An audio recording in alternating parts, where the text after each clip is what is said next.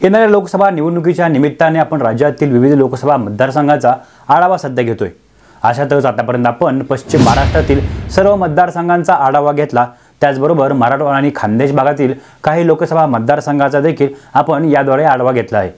अशातच इथून पुढे विदर्भातील सर्व मतदारसंघांचा आपण आढावा घेणार आहोत। विदर्भात एकूण 10 लोकसभा मतदारसंघ आहेत। 2019 मध्ये झालेल्या लोकसभा निवडणुकीत भाजप शिवसेना युतीने येथे सर्वाधिक जागा जिंकल्या होत्या। यंदा मात्र विविध पक्षातील फुटीमुळे येथील बऱ्याच मतदारसंघाची राजकीय गणिते ही बदललेली दिसत आहेत। गेल्या लोकसभा निवडणुकीत विदर्भातील बुलढाणा, रामटेक आणि यवतमाळ, वाशिम या लोकसभा मतदारसंघातून शिवसेनेचे उमेदवार विजयी झाले होते, तर भाजपने एकूण 5 जागांवरती आपलं वर्चस्व राखलं होतं।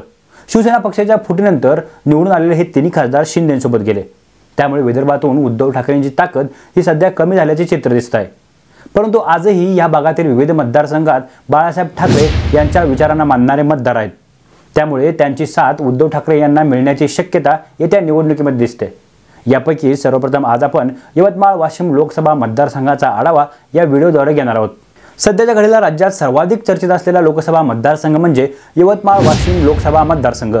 शिवसेनेचा बालेकिल्ला असलेल्या या मतदारसंघातून आजपर्यंत भावना गवळी या मोठ्या फरकाने विजय मिळवत लोकसभेवर निवडून गेले आहेत, परंतु शिवसेना फुटीनंतर त्यांनी उद्धव ठाकरेंची साथ सोडत एकनाथ शिंदे यांच्यासोबत जाण्याचा निर्णय घेतला।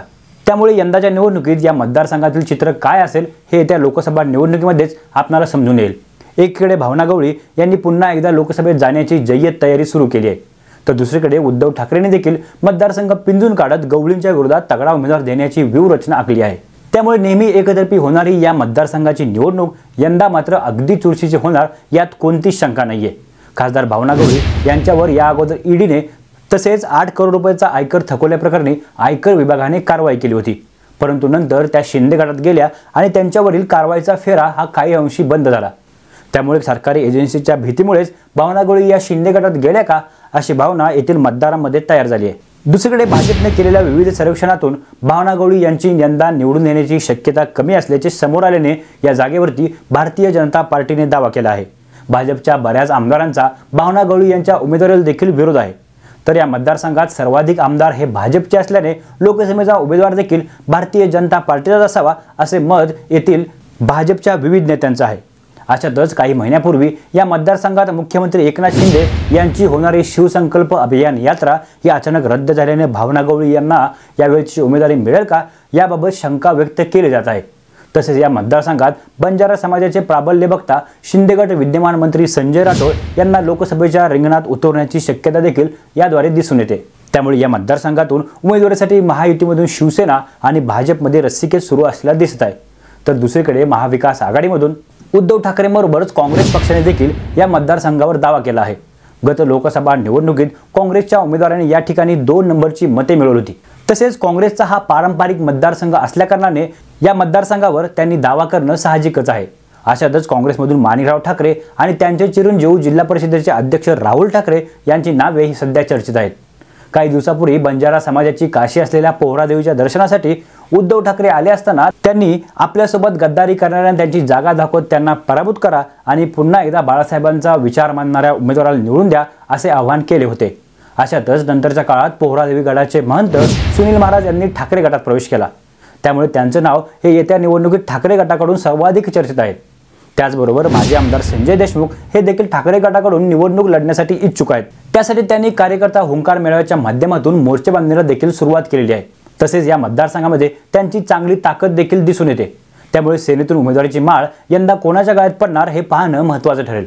याचबरोबर या मतदारसंघात वंचित बहुजन आघाडीची ताकद देखील थोड्याफार प्रमाणात दिसून येते। गत लोकसभा निवडणुकीत वंचितच्या प्रवीण पवार यांनी 94,000 मते मिळवली होती, त्यामुळे वंचित फॅक्टर देखील या मतदारसंघासाठी महत्त्वाचा आहे। एकंदरीत महायुती आणि महाविकास आघाडीकडून कोणत्या पक्षाला इथून उमेदवारी मिळणार हे अजून देखील निश्चित नाहीये, तरी देखील मेरी झाशी मैं नहीं दूंगी असे सांगत भावना गवळींनी आपली दावेदारी या मतदारसंघावर सांगितली आहे। अशातच गवळी विरुद्ध ठाकरे हा सामना यंदा या मतदारसंघात पाहायला मिळू शकतो। 2008च्या मतदारसंघ पुनर्रचनेनंतर यवतमाळ वाशिम या लोकसभा मतदारसंघाची निर्मिती झाली, तेव्हापासूनच भावना गवळी विजय मिळवत या मतदारसंघातून सलग 3 वेळा लोकसभेवर निवडून गेले आहेत। मुंबईपासून कितीतरी कोस दूर असणारा हा मतदारसंघ बाळासाहेब ठाकरेंच्या विचारांना मानणारा मतदारसंघ आहे। आजपर्यंत प्रत्येक निवडणुकीत येथील मतदारांनी शिवसेनेला पूर्णपणे साथ दिली आहे, त्याच ताकदीच्या जोरावर भावना गवळी यांनी काँग्रेसच्या अनेक ताकदवर नेत्यांचा पराभव केला आहे। माणिकराव ठाकरे, शिवाजीराव मोघे यांसारख्या मातब्बर नेत्यांचा पराभव गवळींनी या अगोदर केला आहे। परंतु यंदा मात्र भावना गवळींच्या बंडखोरीमुळे ठाकरे समर्थकांमध्ये प्रचंड संताप आहे। अशातच सर्वसामान्य मतदार हा भावना गवळींच्या पाठीशी राहील का याबद्दल थोडीशी शंका आहे। तसेच गवळींचा मतदारसंघातील जनसंपर्क देखील अलीकडच्या काळात कमी झाला आहे। याचबरोबर बोहरादेवी मंदिराचे महंत हे ठाकरेंसोबत असल्याकारणाने बंजारा समाजाची वोट बँक ही गवळींच्या विरोधात जाण्याची शक्यता दिसते आणि मुख्य म्हणजे आपल्याच मित्रपक्षातील नेत्यांकडून त्यांच्या उमेदवाराला विरोध आहे। त्यामुळे अशा अनेक कारणामुळे भावना गवळींना यंदा विजय गुलाल मिळवण्यासाठी खडतर प्रयत्न करावे लागणार आहेत, यात कोणतीच शंका नाही। भौगोलिकदृष्ट्या पाहायला गेलं तर हा मतदारसंघ 2 जिल्ह्यांमध्ये विभागला गेला आहे। या लोकसभा मतदारसंघात वाशिम जिल्ह्यातील वाशिम आणि कारंजा या विधानसभा क्षेत्रांचा समावेश होतो, तर यवतमाळ जिल्ह्यातील यवतमाळ, राळेगाव, दिग्रस आणि पुसद या विधानसभा क्षेत्रांचा समावेश होतो। त्यापैकी 4 विधानसभा मतदारसंघातून भारतीय जनता पार्टीचे आमदार आहेत, तर शिवसेना आणि राष्ट्रवादी काँग्रेसचे प्रत्येकी एक आमदार आहेत। फुटीनंतर हे दोन्ही आमदार अनुक्रमे एकनाथ शिंदे आणि अजित पवारांसोबत गेले आहेत। एकंदरीत आमदारांच्या संख्येवरून महायुतीची ताकद या मतदारसंघात जास्तीची दिसून येते। त्यामुळे महाविकास आघाडीला हा मतदारसंघ जिंकणं थोडंसं अवघड जाणार आहे। परंतु शिवसेना फुटीमुळे ठाकरेंबद्दल या मतदारसंघात सहानुभूती दिसत आहे। तसेच ऐनवेळी बंड केल्या कारणाने गवळींविरोधात मतदारसंघामध्ये रोष देखील दिसत आहे। त्यामुळे येत्या लोकसभा निवडणुकीत येथील मतदार विधानसभा आमदारांसोबत जाणार की राजकीय परिस्थिती पाहता ठाकरेंना साथ देणार हे पाहणं महत्त्वाचं ठरेल। एकंदरीत सध्या या मतदारसंघामध्ये महायुतीकडून भाजप आणि शिवसेना तर महाविकास आघाडीमधून ठाकरे गट तसेच काँग्रेस यांनी या मतदारसंघावर दावा केला आहे। अशातच भावना गवळींवरील विविध कारवायांमुळे तसेच त्यांच्या विरोधात मतदारसंघामधील असलेल्या विरोधाभासामुळे शिंदे गटाला थांबवत भाजप ही मतदारसंघाची जागा लढवणार का, तसेच ठाकरेंसाठी पोषक असलेल्या या मतदारसंघात काँग्रेस सर्व हेवदावे सोडत महाविकास आघाडीच्या रूपाने त्यांना साथ देणार का हे पाहणं महत्त्वाचं आहे। एकंदरीत यवतमाळ वाशिम लोकसभा मतदारसंघाचा तुर्तास विचार करायला गेला तर फुटीमुळे या मतदारसंघातील वातावरण हे पूर्णपणे बदललेलं आहे। अशातच मतदार नेमका कोणासोबत जाईल याचा अंदाज लावणं सध्या तरी कठीण आहे। परंतु या सर्व गोष्टींमुळे यवतमाळ वाशिम लोकसभेची निवडणूक ही यंदाच्या वर्षी अत्यंत रंजक होणार यात कोणतीच शंका नाहीये।